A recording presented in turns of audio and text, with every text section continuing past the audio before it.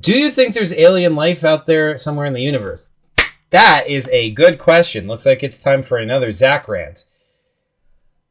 The answer is yes. So yeah, like, look, there's a lot of places to look for life, right? Like our Milky Way galaxy alone has about 250 billion stars in it. If you assume that each one of those stars has about 8 planets like our solar system does, or even if it has less than that, even if it has like 5 planets on average per star, then, 250 billion stars, there must be like trillions of planets, right? And that's in our one Milky Way galaxy. But then there's other galaxies, right? And each galaxy has billions to hundreds of billions of stars. So that means we're talking about there are like 2 trillion galaxies out there in the universe. So 2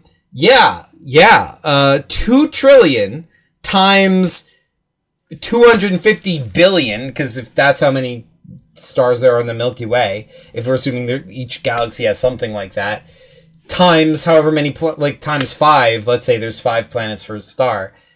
That's a lot of planets, right?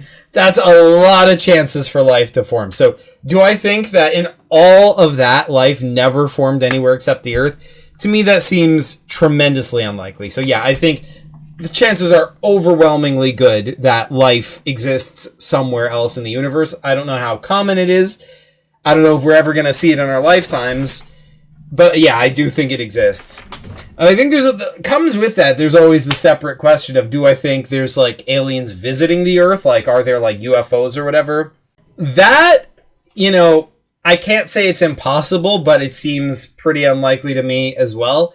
Because even though there's a good chance that there's life out there, you got to remember that other stars are really, really far away. Like, space is sort of way bigger than we tend to give it credit for. As far as we know, there is no way to travel faster than the speed of light. And if you can't, it would take like thousands of years to go from one star to another. Even the closest star to Earth, Alpha Centauri, is about 4 light years away, meaning even if you could go at the speed of light, it would still take 4 whole years to get there from here, or vice versa. So yeah, it's pretty hard to imagine aliens like getting in their spaceships and traveling for like, let's say 3,000 years, depending on what star they come from, just to abduct cows or whatever. That seems like hard for me to imagine, It's not impossible. They could. I did also think of a weird possibilities. Like I sort of had fun thinking about this, and I sort of asked myself the question, right? Like, all right, if there was if I found out for sure that we are being visited by aliens, if I found like absolute proof of that, which, by the way, I don't think we have found absolute proof of that. If we do find absolute proof of that, where would I think they would be coming from? And I came up with a weird idea about that could almost work. I don't know if it's crazy, but we can come back to that if someone asks about it. Other people are saying in the chat. Do you think there would be large creatures or small amoeba like at the start of the Earth? I mean, I think they could be anything. Like, there's no reason they couldn't be large creatures. But I think like there'd probably be lots of different planets with lots of different life forms, just like in the sci-fi, right? Like, I think there would be some planets that just have amoeba. I think there'd be some planets that have creatures as complex as us and maybe even more complex, Because, see, like, the thing is, like, there's no reason to assume they all started evolving at the same time. Like, stars are constantly being born, which means planets are constantly being born, which means, like, if there's life on other planets, they might have started their evolution earlier than we did or later than we did, depending on the particular planet and the particular star. So there could be species way more advanced than us, or like that have just been evolving for way longer and have evolved like really spectacularly incredible stuff. To clarify, just because a species has been in existence for longer, that doesn't necessarily mean they're going to be more complex. Like, I mean, for example, cockroaches have existed just as long as humans have. We all come from the same common ancestor. It's just that the longer life as a whole exists, the more different types of things you get. and you eventually start to get things like humans with like complex brains. But yeah, I don't know. It's a whole thing. But anyway, so yeah, like I think like the short answer to your question is I think there would be all different types. So King says, if I have the right planet, which I think I do you believe me? Do you believe we could survive if we moved to Gliese 581c? Interesting.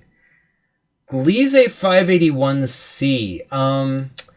I feel like that is very familiar. I feel like that's a planet I wrote an article about back in the day. Let's actually find out. I want to let's see. Gliese 581. Ha! Here's the article by Zach. 2 of the exoplanets closest to Earth don't actually exist.